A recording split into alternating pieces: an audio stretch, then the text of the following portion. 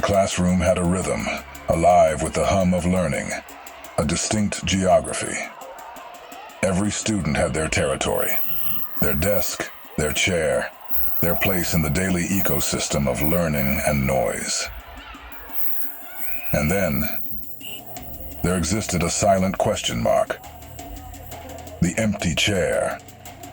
It wasn't shoved in a corner. It sat in the third row, second from the window. A perfectly ordinary chair, like all the others. Except it was never pulled out, never occupied. Just a fixture, a puzzle, a silent void in the middle of the room. Through lessons and laughter, tests and triumphs, it remained, unoccupied. A perpetual vacancy in a room full of presence. At the start of each day, Mrs. Alina would perform her quiet ritual. She would walk to the empty chair, place her hand lightly on its back, and pause for a single, silent moment. An acknowledgement of an unseen student. Then, she would begin the lesson. The students noticed.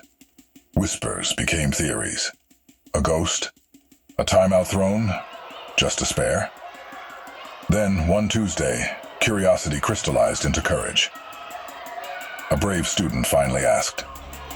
The room fell still. Mrs. Alina, why is that chair always empty? Mrs. Alina turned from the board. Her eyes softened, her gaze sweeping the room not with sadness, but with profound intention. She walked to the chair and faced the class. This, she said, her voice clear and gentle, is not a spare chair. It is a reserved seat. She let the words hang. The silence deepened, thick with anticipation. It is for the person who needs kindness the most today.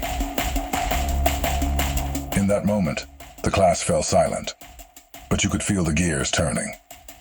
The empty space transformed. The empty chair was no longer an absence. It was a presence, an active, waiting space for compassion, an invitation. It became a mirror. The student who had asked glanced unbidden at the classmate who had failed yesterday's test. Another's eyes found the new girl, who always ate lunch alone. A boy felt the memory of his own heavy morning at home. The chair now posed a silent, powerful question to the room. Who is carrying a weight they haven't put down?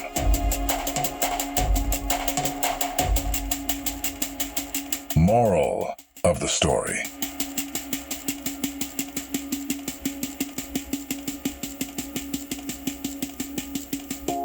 Mrs. Alina grasped a profound, scientifically validated truth. The greatest need is often invisible.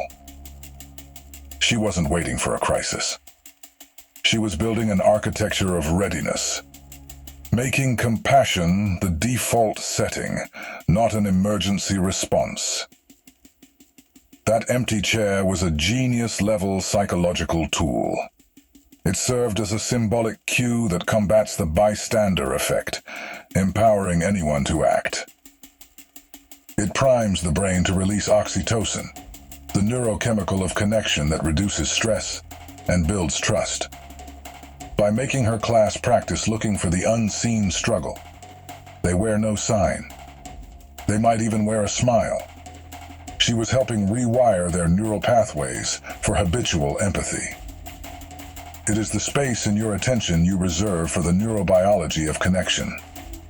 It is the pause before judgment, the gap where a kinder response can form. You don't need to know who it's for. The science shows that the very act of holding that space changes you. It builds your psychological resilience and makes compassion your default setting.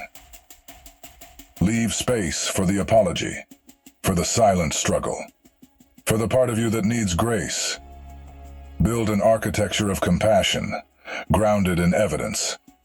Always leave a space for grace to take a seat. So let me ask you, Where is your empty chair?